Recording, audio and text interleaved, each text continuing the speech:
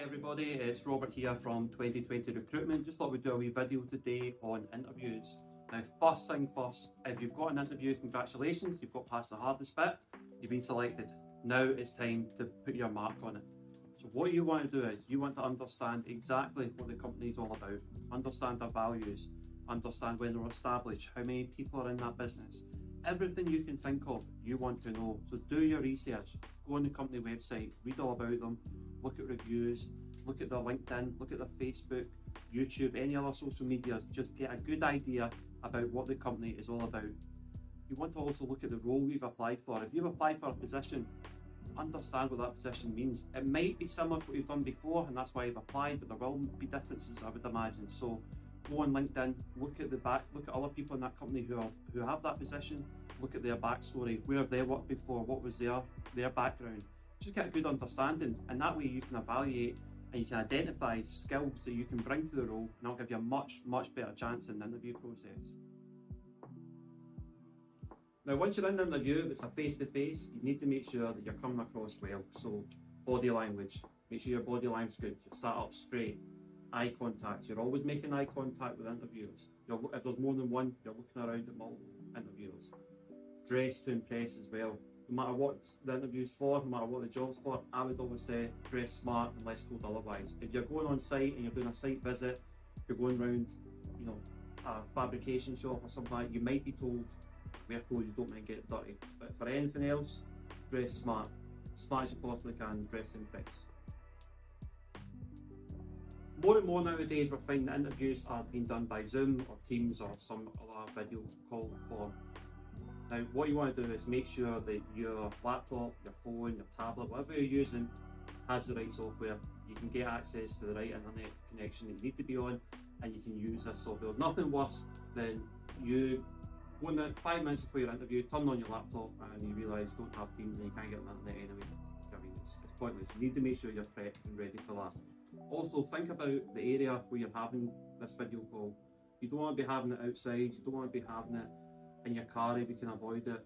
You don't want to be sitting in a busy room where there's lots of noise. You want to be somewhere quiet, somewhere with a nice background and somewhere where you can really concentrate and they can concentrate on you.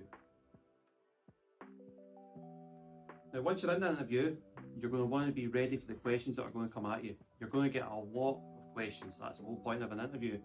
Some of them are common, some of them are the same things over and over again. Tell me a bit about yourself. Where do you see yourself in 5 years? That sort of thing. Some of them are a bit unique. You just don't know until you're in there. So what I would say is go online and do your research. There's plenty of stuff online about the interviews. Even on our company website, there's blogs about interviews as well. So have a read, get an understanding of it, and prepare yourself, prepare to sell yourself. Make sure you've got a good narrative of yourself, you come across well, and you're highlighting all the skills and the reasons why they should be recruiting you. Now during the interview, you're going to be asked a lot of questions, but also you want to ask them questions. You need to know the role's right for you, you need to know the company's right for you, and you need to know that the culture's right for you as well. So think of the questions you're going to ask.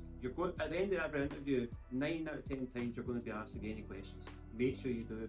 Nothing worse than someone says, no, I've no questions at all, because it just shows you're not really as interested in the company as they would hope.